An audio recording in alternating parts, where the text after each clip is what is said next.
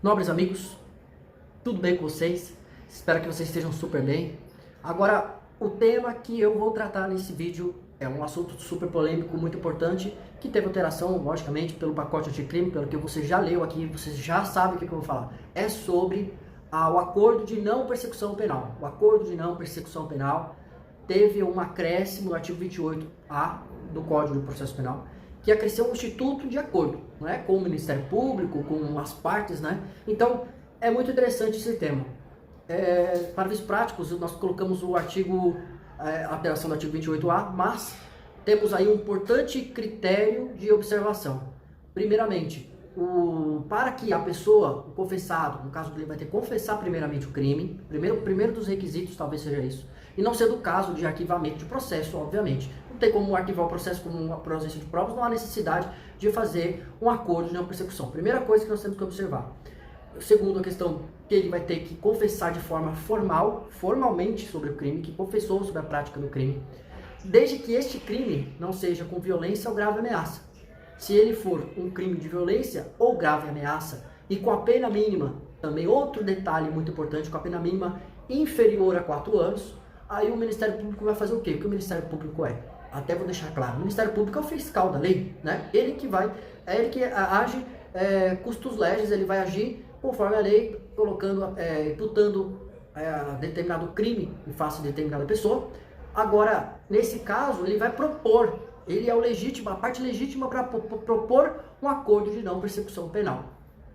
E aí, nesse caso, desde que necessário e suficiente para a reprovação e prevenção de crimes. E deverá observar alguns critérios bem previstos, bem estabelecidos e delineados com essa alteração legislativa. Primeira delas, ressarcimento ou restituição da coisa perante a vítima. Por exemplo, uma pessoa fez um furto, cometeu um crime de furto, né, melhor dizendo, cometeu um crime de furto, furtou determinada quantia ou determinado bem. O que acontece? Nesse caso, ele vai formalizar por meio de advogado no processo, né, uma defesa, na prática poderia ser assim, vai formalizar por meio de uma defesa escrita, vai dizer, olha, assume o erro, mas pretende reparar o dano, perfeito. O que pode acontecer? O Ministério Público pode ofertar este acordo. Por quê? Por crime de furto, primeiramente, crime de furto é inferior a 4 anos. Se também não havendo os elementos que agravam o crime, como por exemplo a violência ou grave ameaça, poderia aplicar o acordo de não persecução penal. Note-se que não somente esse requisito, mas ele pode ser ajustado de forma cumulativa e alternativamente. Pode ser tudo junto ou forma alternada. E forma alternada. Pode ser, primeiro eu posso reparar o dano, segundo eu posso fazer isso. Eu vou falando exatamente isso.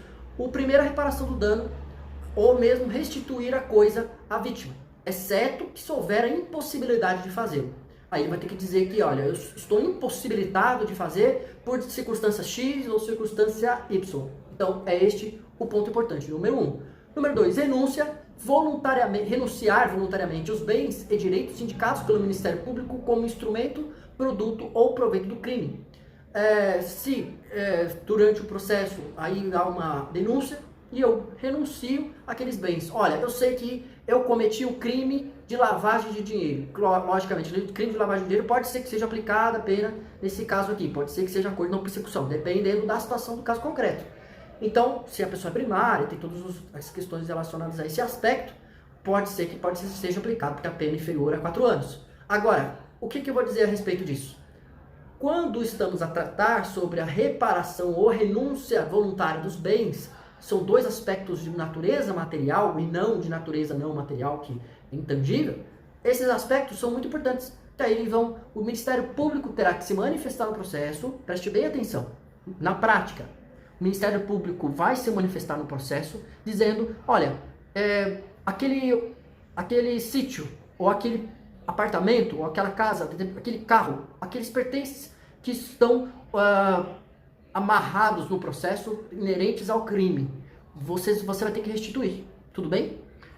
A parte diz, ok, eu pretendo restituir. Então já cumpriu outro requisito, renunciar voluntariamente os bens e direitos indicados pelo Ministério Público. Vamos supor que na denúncia houve um crime de apropriação em apropriação indébita.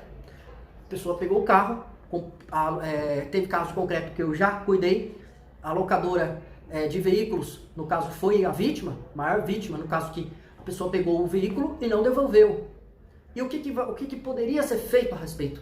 Nesse caso, a pessoa poderia renunciar voluntariamente, restituindo também a coisa ao seu proprietário. Então, no caso, não se caracterizaria de fato a apropriação indébita. Está restituindo, está renunciando de forma voluntária também. Pode ser também uma forma de reparação ou restituição da coisa. Note-se que para prestação, o inciso 3º do artigo 28A diz lá, prestação prestar serviço à comunidade ou entidades públicas por período correspondente à pena cominada ao delito, diminuída de 1 a 2 anos em local a ser indicado pelo juízo da execução, na forma do artigo 46 do Código Penal.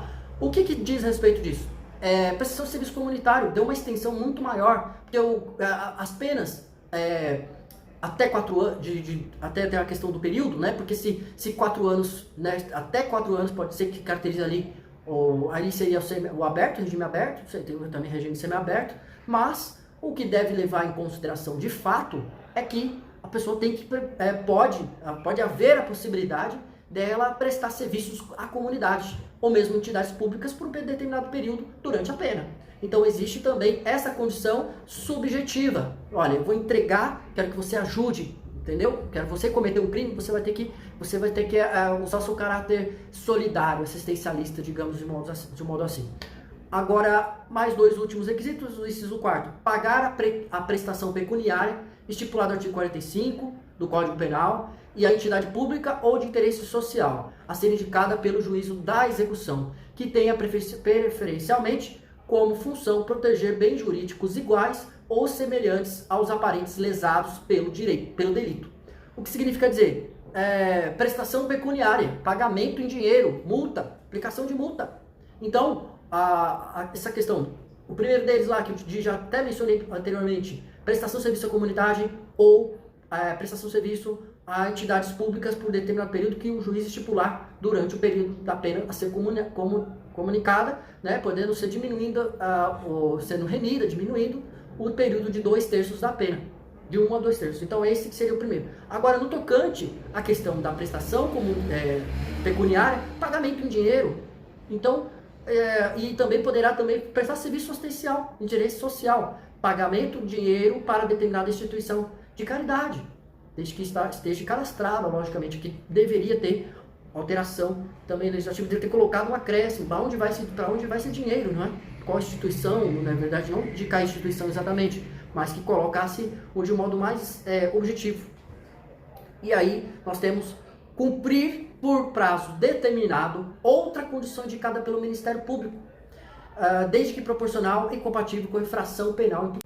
O que significa dizer que o cumprimento de determinado prazo, conforme as condições estipuladas pelo MP, pelo Ministério Público, já se traçando de modo proporcional conforme a pena ser imputada. Se é até 4 anos, ele vai ter que cumprir todas as condicionantes que o Ministério Público colocar.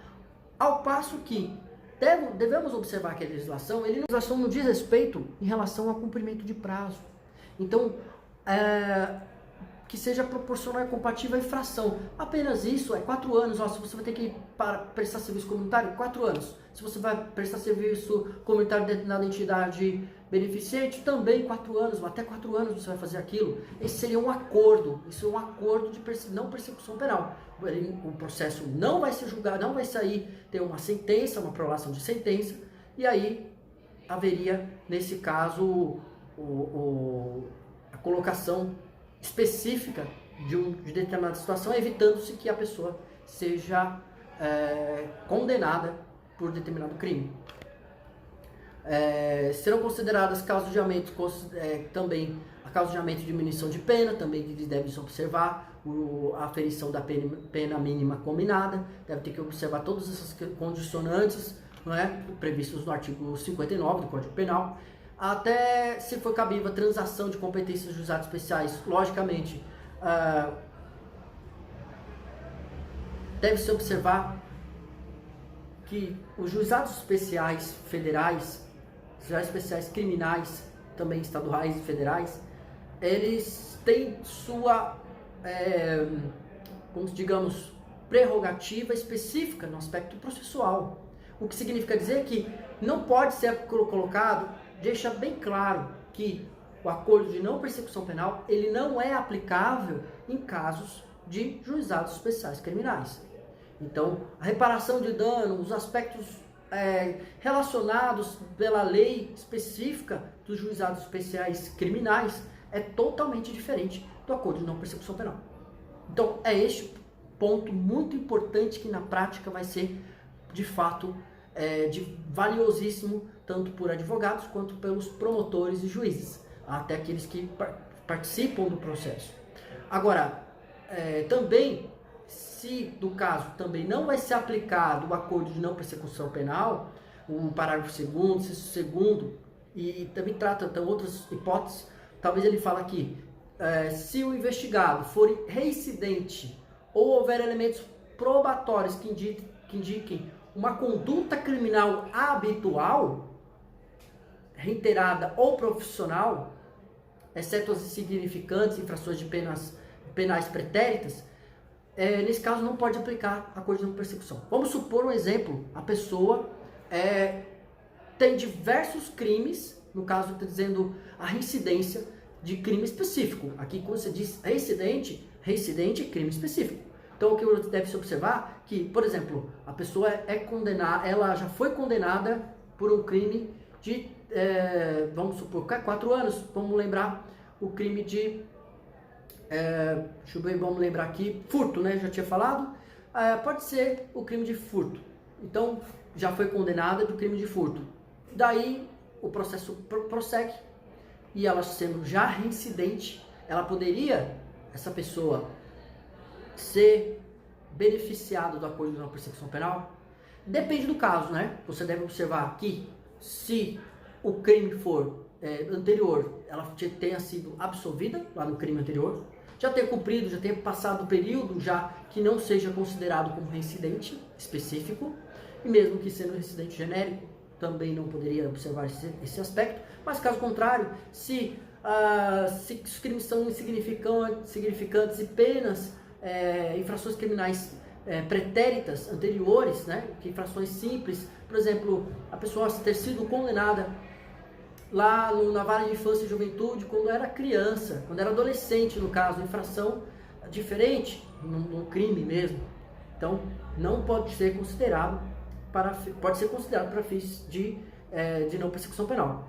Muito distinto da questão relacionada ao aspecto de reincidência. Então, reincidente, quem é reincidente? Quem tem uma conduta habitual de crimes habituais, seja de forma reiterada, ou mesmo ou profissional, eles não podem ter acordo de não persecução. Então, privilegia-se as pessoas que são primárias, privilegia-se as pessoas que não utilizam-se do crime, né, de modo profissional e que não pratiquem diversas vezes diversos crimes. Então, talvez esses fiquem de fora dos acordos de não persecução. Outro ponto importante que nós temos que observar nós já falamos do segundo e o terceiro, ter sido o agente beneficiado dos últimos 5 anos anteriores ao cometimento da infração em acordo de não persecução penal, transação penal ou suspensão condicional do processo. Aqui são 3 coisas distintas: acordo de não persecução penal, que é aquilo que nós estamos conversando, a transação penal, que é lá dos juizados especiais criminais, e também a suspensão condicional do processo, que está também no Código Penal, que é outra situação. O processo é suspenso no período até de 2 anos, que aí quando o processo vai ter que cumprir determinadas situações. É quase parecido, né? A coisa de não persecução penal é parecido um pouco com a suspensão condicional do processo. Agora, se o agente nos anos anteriores cometeu infrações e já tenha sido beneficiado desses três institutos, não pode ter acordo de não persecução penal. Não pode se beneficiar do acordo de não persecução penal. Então é isso, muito importante esse ponto.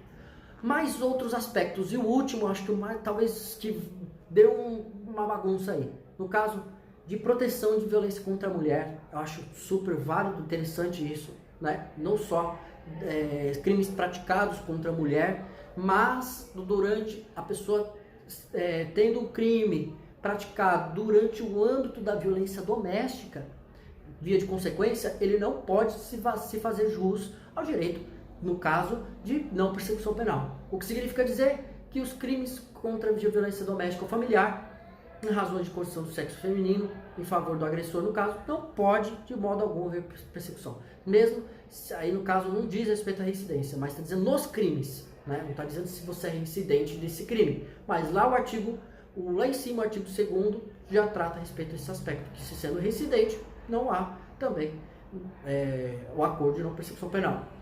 Agora, o parágrafo 3º trata, o parágrafo 3º diz que o acordo de não persecução penal será formalizado por escrito e firmado pelo Ministério Público, pelo investigado e pelo seu defensor. Aqui diz o acordo vai ser assinado, resumindo, assinado, formalizado pelo MP, pelo investigado e pelo defensor público, ou, no caso, advogado particular. Nesse caso, diz defensor é modo genérico de pensar, aquele que vai acompanhar o seu cliente, no caso, na audiência. Para a homologação de acordo de não persecução penal, será realizada a audiência, no qual o juiz deverá verificar a sua voluntariedade por meio de oitiva do investigado na presença do seu defensor, a sua legalidade. Então vai ter uma audiência, já dito, a própria legislação diz que vai ter uma audiência para ver os requisitos também, objetivos da questão da persecução e todos assinarem o acordo. O parágrafo 4º diz respeito da questão da homologação do acordo, né, vai verificar a veracidade, o juiz deverá verificar a voluntariedade, sendo de forma voluntária aquele acordo, não houve coação, não houve nenhum tipo de atos de vontade contrários, né, àquele sujeito. E aí, nesse caso, ele vai observar a legalidade, quem vai fazer isso não somente o Ministério Público, mas o juiz vai observar os critérios que estão previstos na legislação.